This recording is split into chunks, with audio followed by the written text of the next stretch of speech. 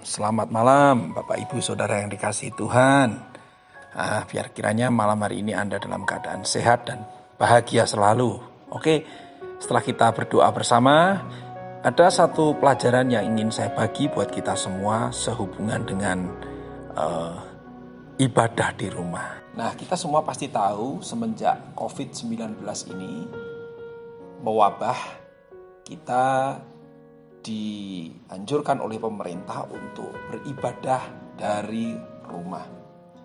Nah, perlu kita perhatikan baik-baik sehubungan dengan ibadah dari rumah ini. Mengapa? Karena ada banyak orang yang masih memiliki pandangan yang berbeda sehubungan dengan beribadah dari rumah. Ada yang bertanya bagaimana sih tata caranya beribadah dari rumah? Terus bagaimana sih sebenarnya ibadah dari rumah itu harus apa enggak sih? Kapan saya bisa lakukan? Dan lain sebagainya. Nah, pertanyaan-pertanyaan ini menarik. Kita perlu memberikan satu jawaban supaya paling tidak kita yang mendengarkan memiliki persepsi yang sama, cara pandang yang sama sehubungan beribadah dari rumah. Nah, sebelumnya saya akan ambil satu bagian firman Tuhan yang tertulis dari 1 Timotius pasal 4 ayat yang ke-7 dan 8. Demikian bunyi firman Tuhan.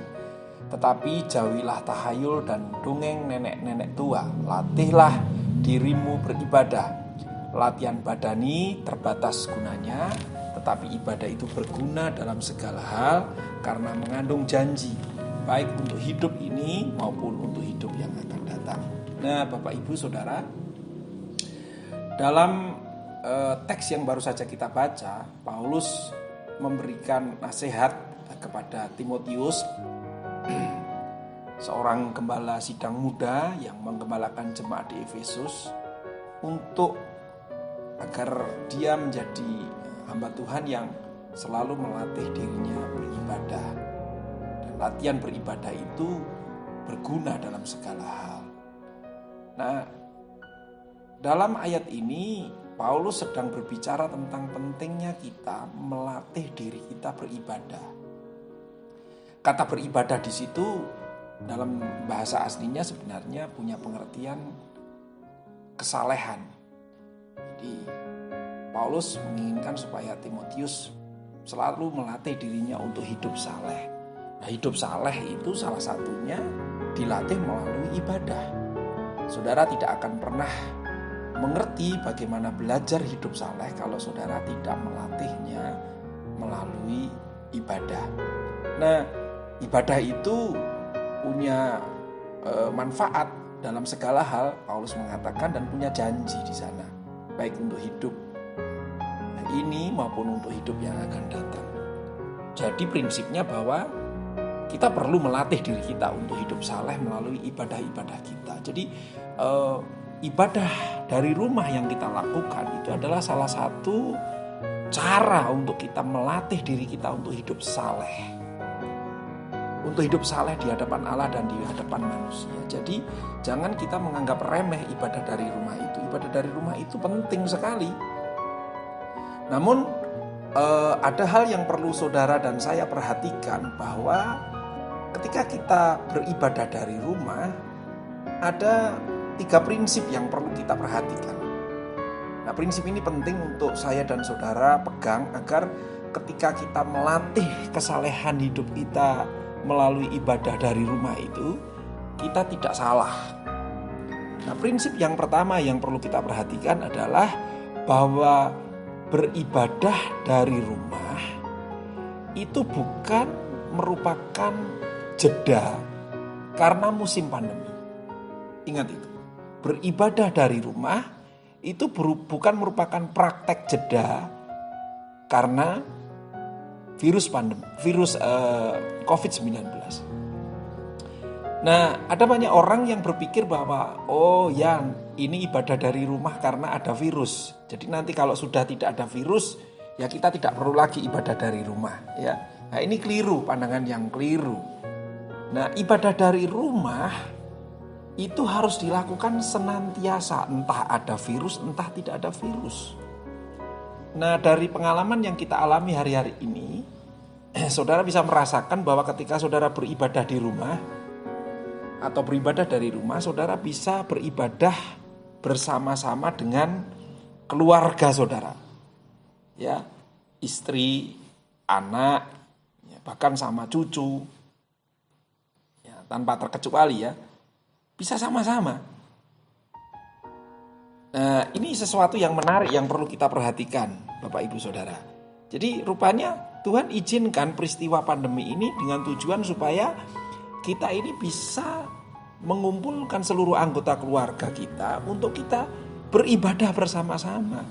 Dan rupanya ibadah itu latihannya dari rumah, bukan dari gereja. Jadi perlu kita perhatikan prinsip yang pertama bahwa ibadah dari rumah ini bukan masa jeda, masa antara karena musim pandemi. Nah, nanti kalau pandeminya sudah selesai, kita sudah tidak ada ibadah dari rumah lagi. Ini yang keliru. Seharusnya ada pandemi, nggak ada pandemi, ya kita harus tetap ibadah dari rumah. Karena dari rumah itulah ibadah itu dilatih. Dari rumah itulah ibadah itu dilakukan mula-mula bersama dengan seluruh anggota keluarga, saudara. Sehingga kita menarik ya dalam di gereja kita ketika kita ibadah dari rumah, kita bisa mengadakan ibadah video call bersama-sama dengan rekan-rekan kita yang ada di rumah-rumah, dan di situ anak kita juga bisa ikut, istri kita, keluarga kita. Dan ini menarik, dan ini jangan sampai hilang saudaraku. Dan rupanya Tuhan izinkan pandemi ini terjadi dengan tujuan untuk membongkar konsep tentang ibadah. Ibadah itu biasa orang mengatakan ya cukup kalau saya seminggu sekali di gereja, saya sendiri datang selesai ya. Tapi ternyata Tuhan inginkan bahwa melalui peristiwa ini kita mau kumpul sama-sama dengan keluarga, beribadah bersama-sama. Jadi prinsip yang pertama, ibadah dari rumah ini bukan masa antara atau jeda karena ada virus pandemi ini. Saudara harus tetap lakukan, entah nanti virus ini sudah berlalu atau tidak, saudara harus tetap lakukan itu. Ya, keluarga harus tetap melakukannya. Doa-doa tetap harus dinaikkan dari rumah saudara. Ya, dari rumah saudara. Ini perlu kita perhatikan sama-sama. Nah, jadi kita tidak boleh menganggap sepele masalah ini. Ini sesuatu yang penting yang perlu kita perhatikan. Lalu yang berikutnya, yang kedua yang perlu kita perhatikan bahwa ibadah dari rumah itu sama dengan ibadah dari gereja. Ini penting. Jadi ibadah dari rumah itu kedudukannya sama dengan ibadah dari gereja. Sehingga karena kedudukannya sama, ibadah dari rumah dan ibadah dari gereja itu perlu dikelola dengan baik. Karena prinsip ibadah itu adalah, kalau kita pelajari, ibadah itu merupakan wujud penghormatan kita kepada Allah atau ketakutan kita kepada Allah. Jadi kata ibadah itu sendiri punya pengertian, yaitu takluk atau hormat, ya, hormat kepada Allah. Sehingga kita sebagai umat Tuhan harus mengerti bahwa meskipun kita tempatnya berbeda, tidak di gereja tapi di rumah, tetapi sebenarnya kedudukannya sama. Ketika Anda beribadah di gereja maupun di rumah, itu kedudukannya sama. Sehingga kita tidak boleh menganggap sepele ibadah dari rumah. Di saat kita beribadah, kita sedang memberikan penghormatan kepada Tuhan. Maka dari itu saya selalu berulang kali mengatakan kita perlu menyediakan tempat khusus, waktu khusus, ya, dengan orang-orang di sekitar kita, supaya kita mempersiapkan diri betul-betul, karena itu ibadah. Meskipun kita melihatnya live streaming, tapi sebenarnya itu bukan live streaming. Live streaming itu adalah metodenya, caranya. Tetapi yang inti dari semua itu adalah ibadah. Sehingga Anda ya di dalam beribadah harus memiliki satu persepsi, satu pandangan bahwa saya ini sedang memberikan penghormatan kepada Tuhan. Sehingga kita jangan kemudian membuat ibadah itu seperti kita kayak nonton drama Korea atau nonton berita, ya. Beda sekali, ya, beda sekali. Anda tidak sedang nonton sebuah panggung hiburan, tidak.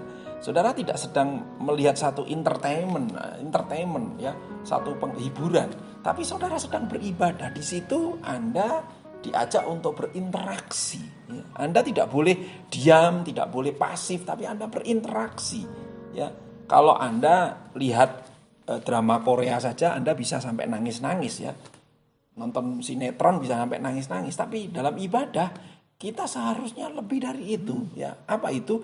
Kita harus interaksi dengan ibadah itu. Jangan kita pasif, karena ingat prinsipnya ya, kedudukan ibadah di rumah dan di gereja itu sama, yaitu kita sedang menghormati Tuhan. Nah, saudara, tentang menghormati Tuhan, saudara pasti tahu bahwa ketika kita menghormati Tuhan itu harus meliputi dua aspek. Aspek yang pertama adalah aspek hati. Hati kita betul-betul hormat kepada Tuhan. Ya. Ada ayat yang mengatakan beribadahlah kepada Tuhan dengan takut dan gentar. Itu artinya apa? Kita diajar oleh Tuhan supaya kita dalam ibadah itu punya rasa hormat. Ketika kita hormat, hati kita hormat kepada Tuhan, kita akan bisa memberi yang terbaik. Nah, memberi yang terbaik ini bicara masalah aspek ragawi, raga kita ya. Jadi ibadah itu memiliki dua dimensi hati dan dimensi ragawi, raga kita. Raga kita harus kita tunjukkan bahwa kita ini hormat kepada Tuhan.